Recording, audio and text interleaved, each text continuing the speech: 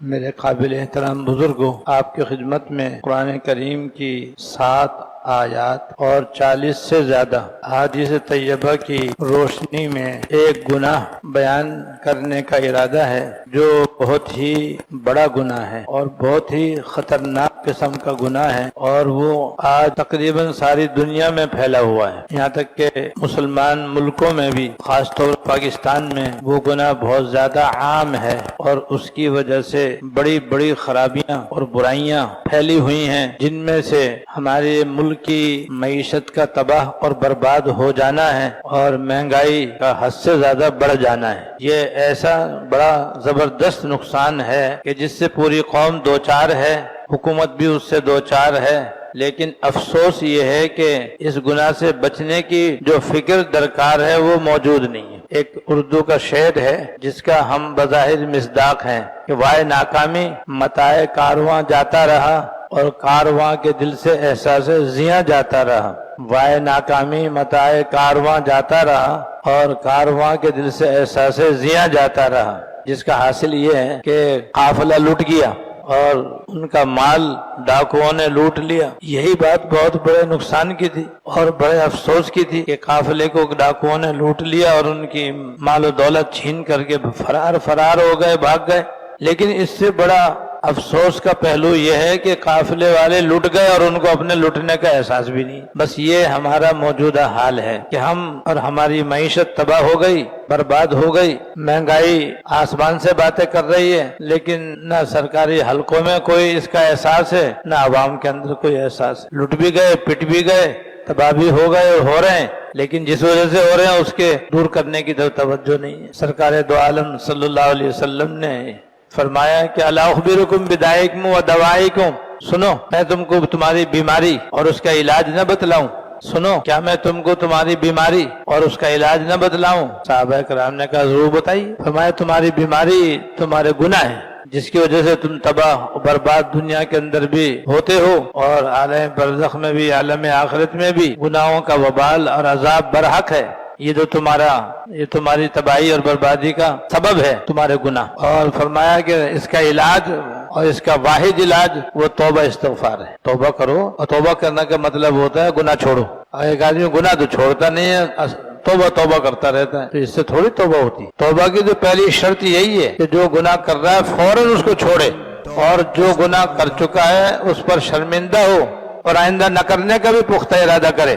ان 3 شرطوں کا نام ہے سچی توبہ۔ اسے کہتے ہیں توبۃ النصوح، جس کا اللہ تعالیٰ نے قرآن شریف میں وعدہ کیا ہے کہ جو ہم سے اس طرح کی توبہ کرے گا ہم اس کے گناہ معاف کر دیں گے۔ لیکن یہاں تو گناہ چھوڑنے کا خیال ہی نہیں ہے، ارادہ تو دور کی بات ہے، دھڑلے کے ساتھ، ڈھٹائی کے ساتھ وہ گناہ کیا جا رہا ہے، اور وہ گناہ ہے سود لینے دینے کا گناہ، ربا کا گناہ، سود لینے دینے کا گناہ، کھانے کھلانے کا گناہ، سود کی تحریر لکھنے کا گناہ، سود میں سودی معاملے کے گواہ بننے کا گناہ۔ یہ سود کا لین دین وہ گناہ ہے کہ جس کو اللہ تعالیٰ نے قرآن شریف کی 7 آیتوں میں حرام فرمایا ہے۔ بہت کم ایسے گناہ ہوتے ہیں کہ اللہ تعالیٰ ان کو بار بار ذکر کریں اور اس کو حرام قرار دیں۔ عام طور پر 1 دفعہ، 2 دفعہ، 3 دفعہ اللہ تعالیٰ ذکر کر دیتے ہیں اور قرآن شریف میں اس سے منع کر دیتے ہیں، اس کو حرام و ناجائز بتلا دیتے ہیں۔ لیکن یہ اتنا سنگین گناہ ہے، اور سود کا لین دین کا گناہ ایسا خطرناک گناہ ہے کہ 7 آیتوں میں اللہ تعالیٰ نے اس کا ناجائز ہونا بیان فرمایا ہے۔ اور اللہ تعالیٰ نے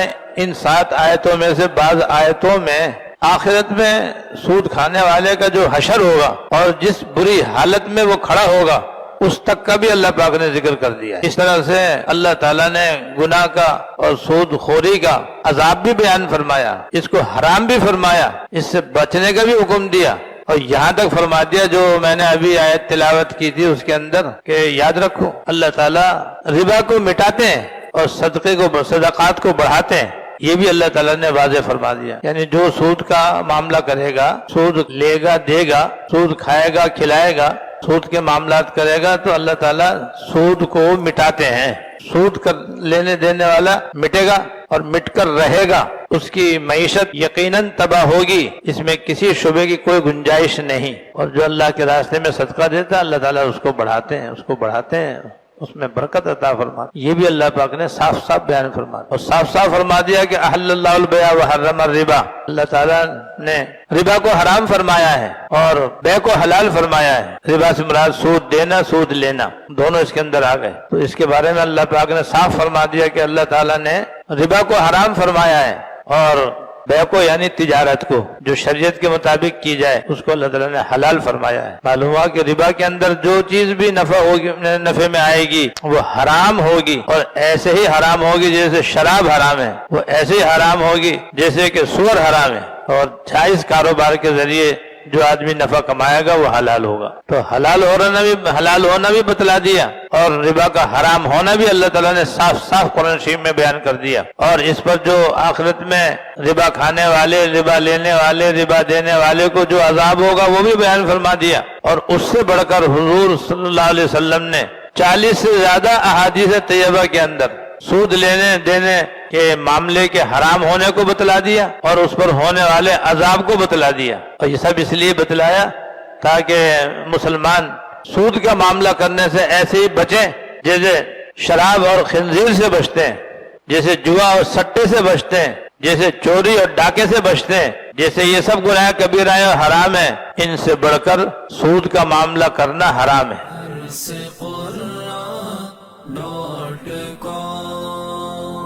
www.darsequran.com